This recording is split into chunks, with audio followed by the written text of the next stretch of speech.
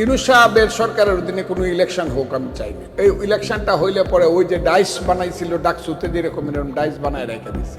Doctor Yunus সরকারের অধীনে কোনো নির্বাচন হোক এটা আমি চাই না, কারণ ইউনূসের একটা রাজনৈতিক দল আছে, মাথায় হাত দিয়ে বলে তুই হবি প্রধানমন্ত্রী।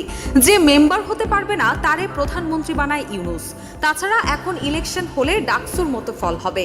ডাকসুতে যেরকম ডাইস বানাইছিল এরকম ডাইস জামায়াতের পক্ষে বানিয়ে রেখে দেওয়া হয়েছে সব জায়গাতে।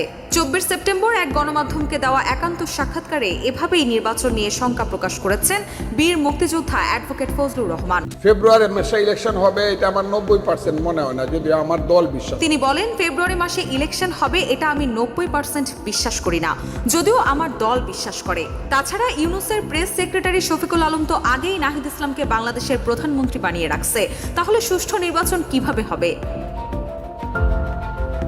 সাক্ষাৎকারে জামায়াত ইউনূসের রাতের বন্ধু উল্লেখ করে ফজলুর রহমান আরও বলেন, ইউনূসের অধীনে নির্বাচন হলে তারেক রহমান দেখবেন যে ইউনূস হলো তার দিনের বন্ধু, শফিকুর রহমান হলো রাইতের বন্ধু, আর রাইতের বন্ধুর প্রতি মায়া বড় বেশি।